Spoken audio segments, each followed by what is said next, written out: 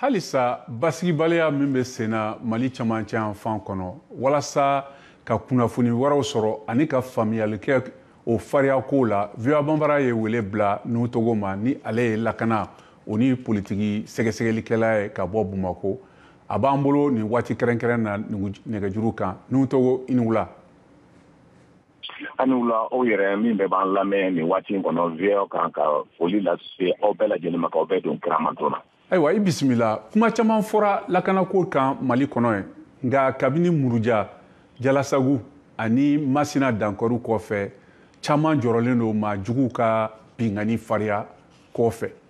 mun de falenna e bolo? Gɛlɛya min bɛ yen k'a fɔ ko falenba kɛra o ma kɛ n'i ye jateminɛ kɛ ni samiya bɛ ɲini ka se baara ninnu kan donc a bɛ gɛlɛya an ka faama maaw bolo sira tɛ sɔrɔ ka dɛmɛ kɛ pour que baara in ka se ka nɔgɔya aw bolo depuis n'i ye jateminɛ kɛ Jalasago anw mara nin waati in na a ma tɛmɛ kalo kelen kan ni samiya sanji binna an bɛ taa forow bɔ ka n'an b'a fɔ min ma ka taa foro labin. Foro labin ye jumɛn ye ka taa yiriw tigɛ ka baaraw kɛ nka n'an bɛ se ka samiya ka donc labɛn cogo min pour que samiya ka se ka kɛ donc o kɔnɔna de la an ka maa 20 olu tora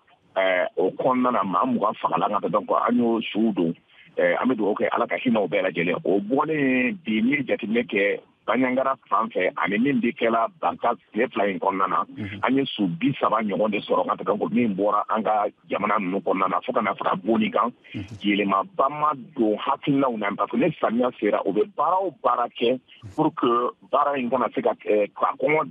a fɔ min na ka kɔngɔ labɛn k'a bila maaw ye maaw kana se ka taa foro la gɛlɛya bɛ se ka don cogo min baganw bɛ se ka sonya cogo min o b'o baaraw de la bi n'o ye maajuguw ye. O don DIRPA ka kunnafoni baro sigi la n'o ye sɔrɔdasiw ka kunnafoni di cɛkɛda ye o y'a jira k'a fɔ ko nin kalo tɛmɛnen n'o ye juin ayiwa bingani kɔni nɔgɔyara kosɛbɛ ka tɛmɛ mai kalo kan nka halisa maa welekeliw ani mɔgɔ faga o bɛ sen na nka e yɛrɛ fɛ mun de bɛ se ka kɛ lakana siratigɛ la nin ko ka ɲɛsin nin ko nin ma?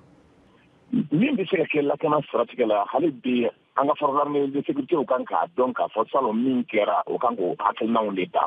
min b'a to b'a dɔn k'a fɔ ko gɛlɛyaw bɛ yɔrɔw la ni kan kura minnu sigila Bankasi mara la n'o ye Jalasago ani Bankasi yɛrɛ o bɛ se ka renforcer ani Koro maraw baaraw ka se ka kɛ Baɲangara k'a lajɛ maaw bɛ se ka fara jama kan cogo min k'a fɔ o bɛ se ka lakana in sabati cogo min parce que ni sɛnɛ ma se ka kɛ an ka yɔrɔ la kɔngɔ fanga ka bon cogo min jamana basigi min bɛ kɛ nka ta o tɛna se ka kɛ parce que ni adamaden ma dun gafa sɔrɔ a bɛ sɔn fɛn caman ma o gɛlɛya min bɛ kɛ la olu bɛ fɛn bɛɛ de kɛ la pour que gɛlɛya in ka se ka kɛ o baaraw de bɛ kɛ la aujourd'hui armée kan ka min kɛ